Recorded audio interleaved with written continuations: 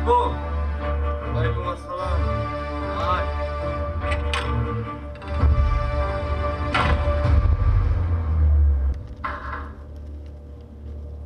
আবরারের যে ঘটনাটা আমরা দেখলাম এখানে, তাকে নিয়ে যে চিত্রায়ন করা হয়েছে, এটা একটা বাংলাদেশের চিত্র ছিল।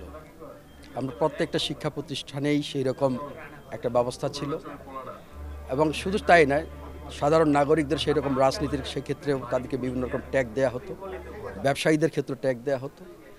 সারা বাংলাদেশে একটা একটা ভীতিকর পরিবেশ ছিল। শুধুমাত্র তারাই চাকরি পেত যারা তাদের সেই চেতনাকে তারা লালন করত।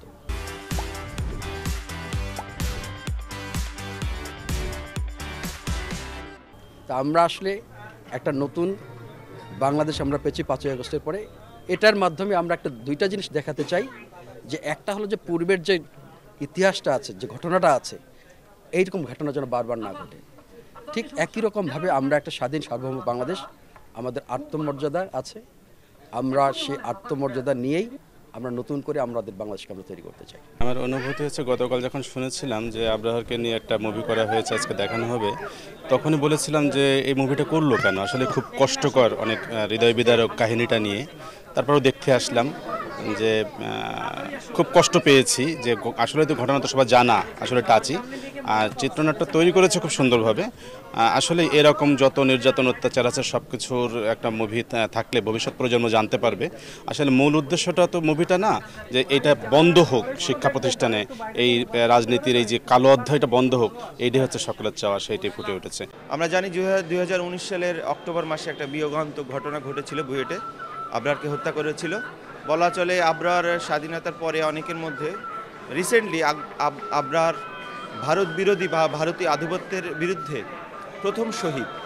এবং আমরা ওই সময় জানি, আমরা অনেকে কবিতা লিখছি, আমরা মিছিল করছি, আমরা মানববন্ধন করেছি যেটুকু পেরেছি। তো এরকম একটা ফিল্ম যে করেছে, মাত্র 4th ইয়ারে পড়ে ছেলেটা, শেখ জিসান আহমেদ, আমাদের ছোট ভাই, জাহাঙ্গীরনগরের নাট্যকলা নাট্যতত্ত্ব। তো ওকে ধন্যবাদ জানাচ্ছি যে আমাদেরকে যশোরের, বিশেষ করে যশোর কালচারাল শহর, আমরা আন্দোলনেও ছিলাম, 5ই আগস্ট বিশাল আন্দোলন হয়েছে যশোরেও। তো আমাদের এই বিশাল শহরে, আমাদের এই কালচারাল শহরে এরকম একটা চমৎকার ছবি যে তারা উপহার দিয়েছে, আমরা যশোরবাসীর পক্ষ থেকে তাকে ধন্যবাদ জানাচ্ছি। এবং এই ধরনের ছবি যে জাতিকে প্রেরণা দেয় এবং ছাত্র রাজনীতির বিরুদ্ধে যে কথা বলে, অপরাজনীতির বিরুদ্ধে, সেরকম ছবি আমরা আরও চাই, এরকম ক্রিয়েটিভ কাজ আমরা আরও চাই। আমরা আসলে দেশের যে অসঙ্গতিগুলো আছে, সমস্যাগুলো আছে, সেগুলো তুলে ধরতে চাই সামনের কাজগুলোতে।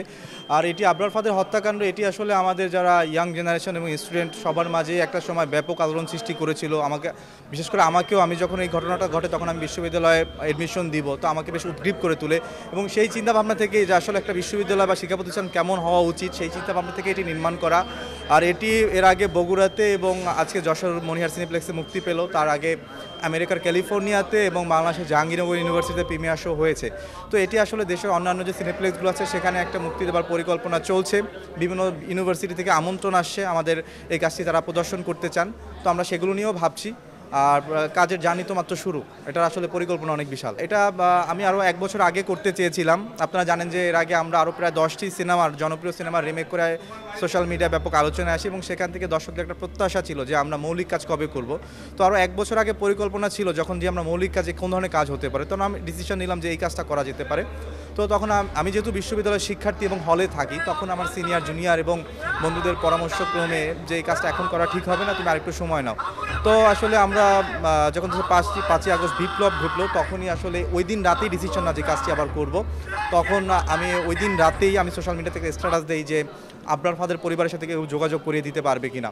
তো ওই দিন রাতে তার পরিবারের সাথে আমার যোগাযোগ হয়, এবং তার ভাই এবং পরিবার যারা আছেন তারা আমাকে যথেষ্ট তথ্য দিয়েছেন। সেটার উপর বেস করে আসলে এটি নির্মাণ করা।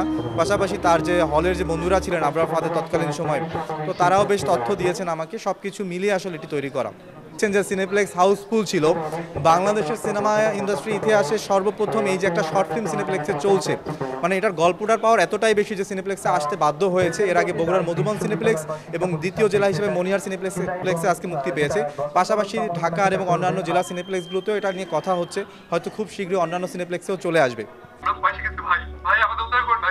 উত্তর দেয় সেন্ট্রাল নেবে না। আমি এখন ব্যস্ত আছি, পরে কথা বলবো।